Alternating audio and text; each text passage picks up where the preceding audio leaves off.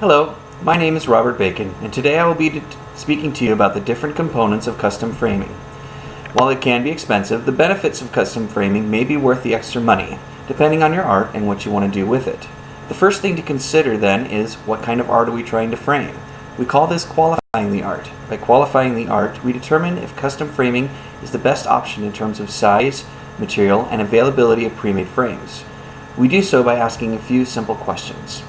Is the art on paper, or is it canvas? Does it need to be shadow boxed or sewn on? Does the art need a special mounting, such as the canvas that needs to be stretched on stretcher bars? Is the art an original piece? Custom framing will protect signed and numbered art and irreplaceable family heirlooms much better than pre-made frames. If the piece is to be insured by homeowner insurance, certain types of glazing are required. After the art has been qualified as needing custom framing, or the person has determined that custom framing is the option that they want to go with, there are different considerations to be made. These considerations are mounting, glazing, and molding. Mounting is how the art is placed into the frame. Paper art will be mounted onto foam core or mat board.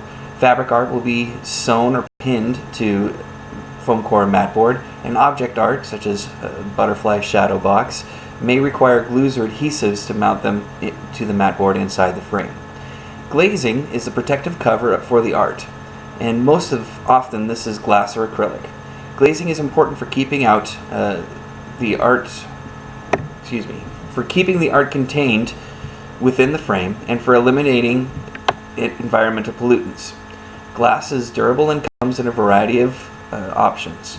Clear glass is basic glass, which comes with most pre-made frames. It has no value in terms of protecting the art. Clear ultraviolet protectant glass protects the art and or matting from losing its color, but does not affect how the art is viewed. In other words, it may have a glare or reflection when viewed under light. Acid-etched UV glass protects the art from fading, and the acid etch provides some glare relief under certain lighting conditions.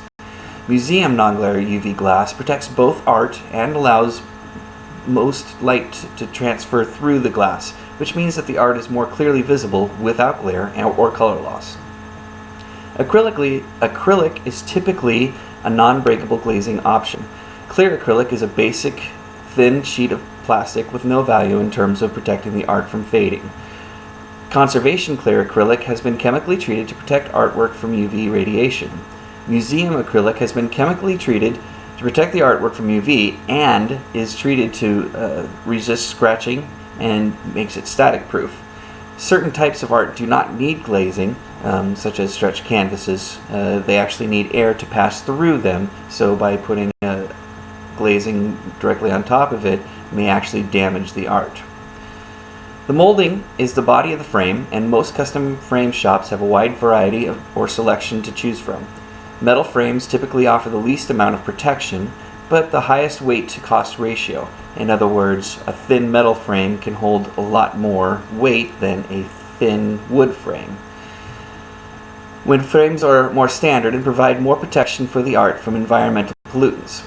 Wood frames should be size appropriate, and many frame shops will make sure that the molding you select will not be too small to hold the weight of your art in glass, and not too big aesthetically for the smaller pictures.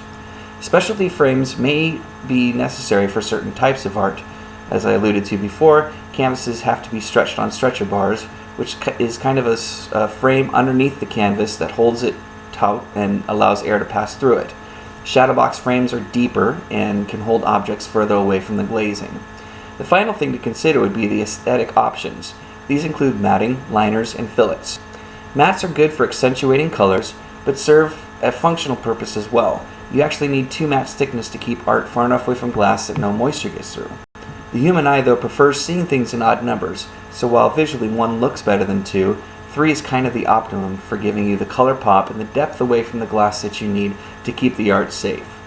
Liners operate in the same capacity of canvas for canvases in terms of accentuating colors. In addition, liners provide separation necessary if you were to use a glazing. You would put the glass or acrylic in between the regular molding and the liner, which separates it far enough away from the glass that no moisture gets through. Fillets are small frames, typically used underneath mats to provide more separation between the art and the matting. Custom framing is not for every piece of art. It is typically much more expensive than simply purchasing a pre-made frame, but the quality of the materials and the design choices by far outweigh those of the pre-made frames. Some art must be custom framed to be properly protected. Understanding the benefits of the different components of custom framing will greatly increase the likelihood of making the right choice for how to frame your art. Thank you.